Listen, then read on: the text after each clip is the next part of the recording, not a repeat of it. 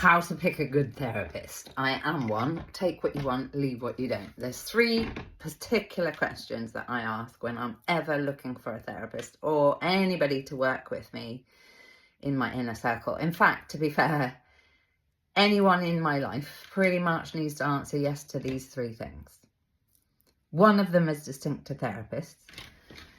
And if you're interested in becoming a therapist or a coach or anything like that, then take what you want from here as well.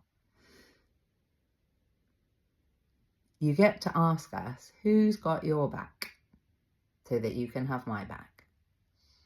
Again, it's a pleasure and a privilege for anyone to be in your life, bottom line. It's even more of a privilege for people to be close to you when you are in your most truthful and vulnerable place, looking to be your optimum health, looking to learn and grow.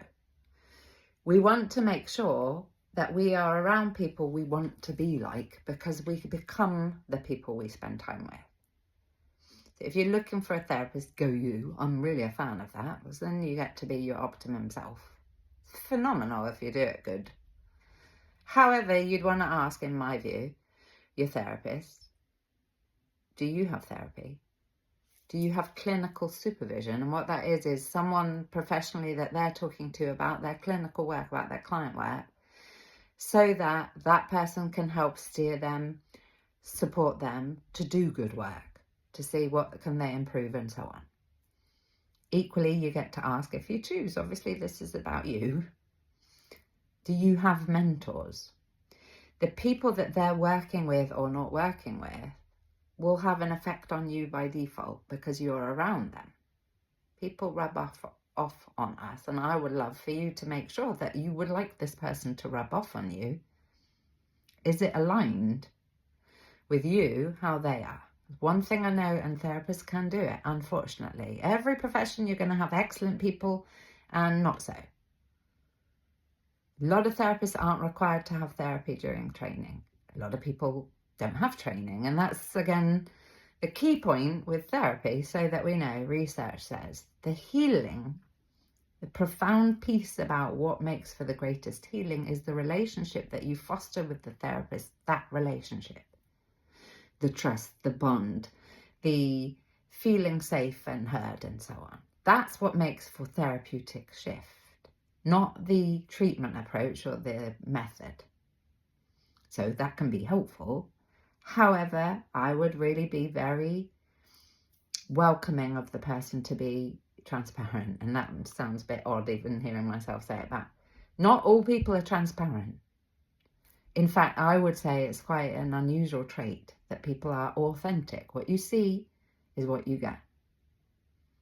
This is the whole reason why this field, therapy and healthcare, exists, really, is we have real issue with being truthful. So of course it's going to show up in the healing modalities where people are not truthful. So I would ask the questions you would like answers to. Ask them very directly. And if you're not great at that, that's okay. That can be a place to begin for you to start to get savvy and get confident. Therapy is not about comfort. It's very personal. It's very challenging most of the time. And you get to be supported with somebody that really has your back. However, I would make sure that they have someone having their own back, because what can happen, and does happen frequently in psychotherapy and counselling and health, is that when the clinician isn't doing personal work on themselves, they're not learning how to reflect, take ownership of their part, take responsibility for their behaviours and so on, to understand themselves, to see where they're doing certain things and where they're getting triggered and where they're wounded and when they're in fear and so on, they'll project it on you. Despicable. We all do it though. I've done it, been defensive and so on. So I'm committed to having therapy for life. This is a lifestyle, not a job. So I would ask you, please ask us the questions you would like answers to. Ask us to tell you anything you would like to know that would make you feel something about the work, and it's up to them to decide how they manage that. And I appreciate equally it can feel like a risk on your part. I did it with my therapist recently. I'm like, actually that issue is important. And I remember thinking, I feel like I've got a sort of not literal sweat on, going, this is a really big deal. However, you get to have what you need in order to feel safe, to be supported, to do this for you. There are many other people, and if that person isn't for you, they're not for you. There will be someone. And I do appreciate it. Sometimes you're being given the service, seemingly. You're not paying for it out of pocket. Either way, we work for you, and it's a privilege for us to do so. Ask us the questions. And if you'd like help in the short term with boundaries and assertion and understanding your triggers and having your back and so on, boundaries. Thrive Boundaries Mastery is a program I have for you. It's digital. You can have hold of it now. You've got 3 months to access it.